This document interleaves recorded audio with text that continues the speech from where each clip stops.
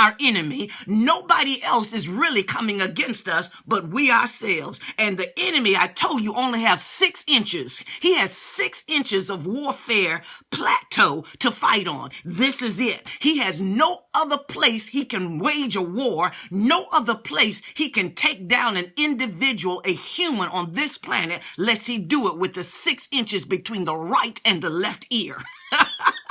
So if we understand the plots and plans of the enemy, the plots and plans of negativity, the plots and plans of darkness, we understand that all we got to do is focus on what's between here and here. We got to deal with the cerebral cortex, the right and left hemisphere. We got to deal with the pons. We got to deal with the neurons. We got to deal with the memory. That's all we've got to deal with. We got to deal with knowledge and wisdom. That is the war. So we're not warring with planets. We're not warring with nations. We're not warring with family. Come on, some of y'all been in family feud too long. Don't war. Just get this right. See it from another perspective. See it with another eye. See it with another revelation. See that situation so that you can turn it around. But you first got to turn yourself, right? And so we are excited. Am I helping y'all this morning? All right. I love those hearts. If you have not encouraged somebody, tell them it's only going to be a few more minutes. We did 20 minutes strong, a little bit sometimes if I get a little crazy, but 20 minutes strong on this Power Scope. Tell them we won't keep you long. You won't be late for work, but you will have some energy for your morning. All right. So we bless God. Listen, I heard the Lord say, I heard heaven speak overnight. I was a little troubled because we were so busy. And thank you, before I move on, thank you all for joining my house yesterday as we were dealing with dominion and helping our team. We deal with young people. We're dealing with young girls, with young boys who are coming out of so many things, and we're teaching them apostolic, prophetic praise and worship. So some of you joined us yesterday as they were singing the song, "What Can Be Better Than This?" And I said, wow. And they just heard that in the heavens and they started singing it.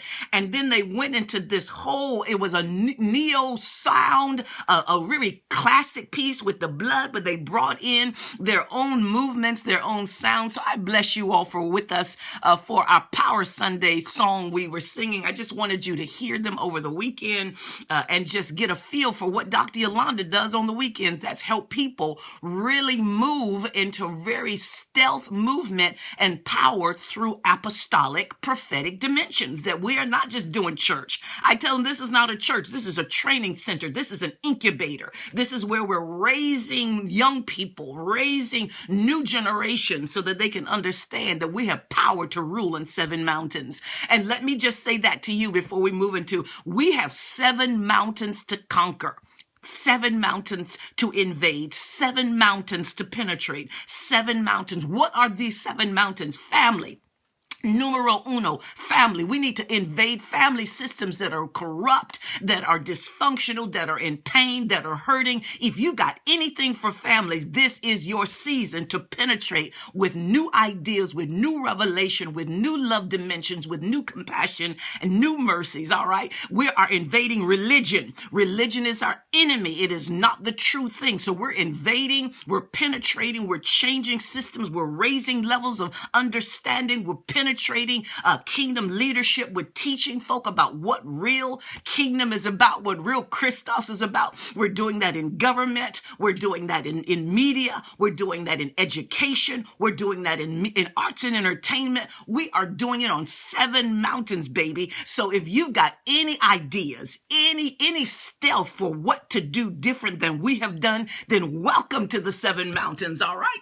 So I bless you this morning that you know what this scope is about. But let's go straight in. Let's go straight into our topic and our focus for this week. It is so awesome. I heard heaven say, shatter the glass.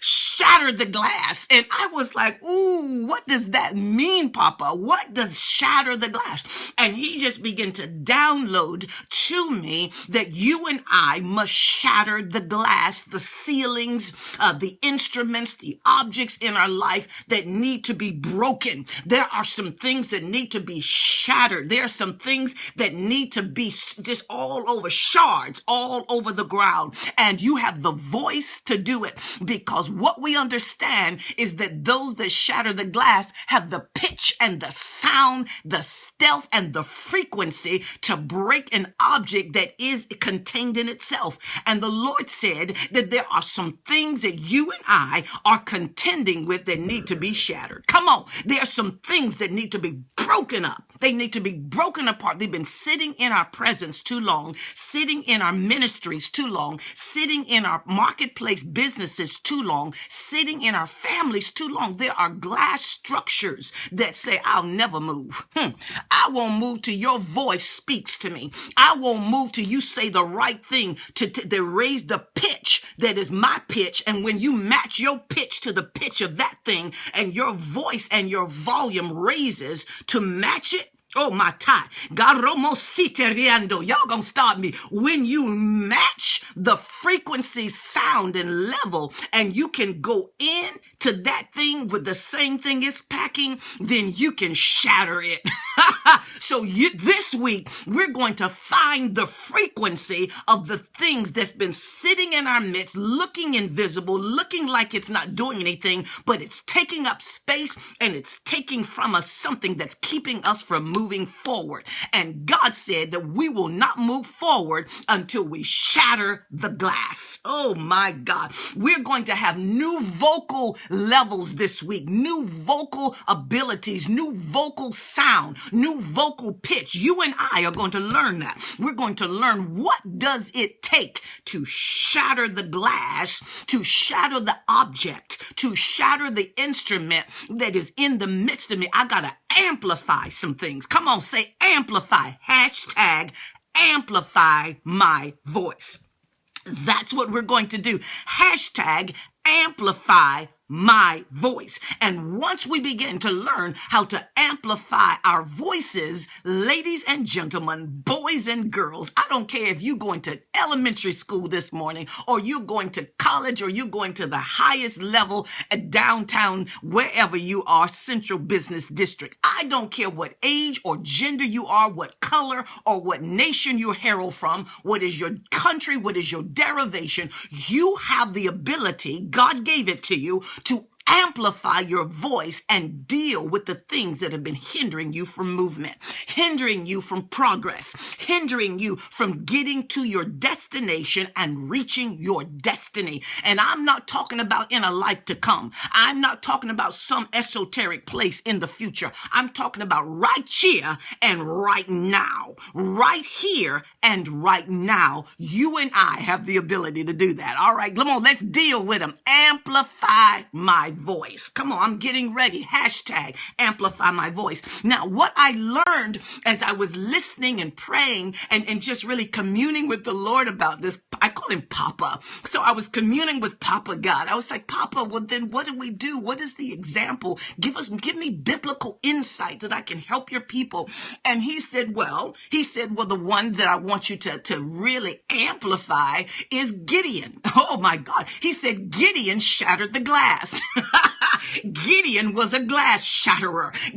Gideon understood that he was up against some things, up against some issues. Come on, tap, tap, tap. He was up against some things that was going to hinder him for the rest of his life. He was born into a sense of second-class citizenship, because at this time, as I'm looking at this, watch this, the people of Israel were being dominated by the Midianites so heavy that whenever they planted crops, the Midianites would go in with their big swords and guns and move them out the way and take their stuff. So whatever they worked for hard, they never got to partake of. Whatever they grew, never ate it. Come on here. How many of you feel like that on your job? Man, I am working. I am going to work. I am doing, and I can't seem to glean first from what I get. Me and God, I can't hardly pay my tithes. I can't hardly buy a dress. I can't hardly buy a suit. I can't really do the things I dream for my children, that means you're under a Midianite.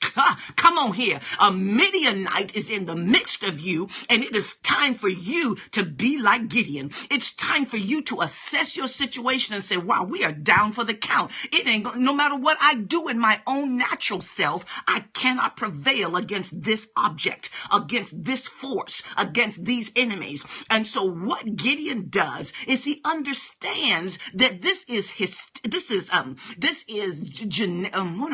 genealogical would be, it's in the blood. It's been in the way it's been forever. It's historic. It has these talents to it that my mama was in this place, my grandmama was in this place, her mama was in this place, my daddy was in this place, his daddy. So Gideon says, wait a minute, if I don't do this and I don't shatter this glass, then it's going to be this way forever for me, for my children, and then their children. So you and I have some things we need to do this week that's going to change the future generations. Oh my God.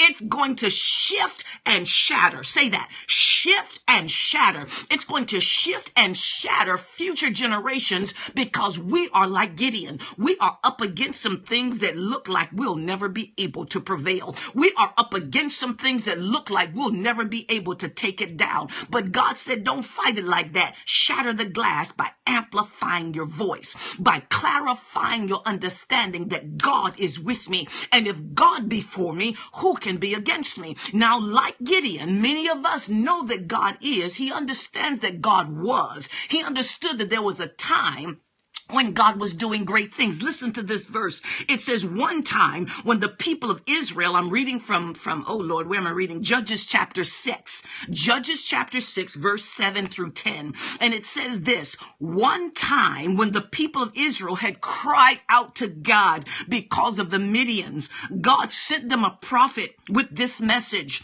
And God said to them, he said, I delivered you from Egypt. I freed you from a life of slavery.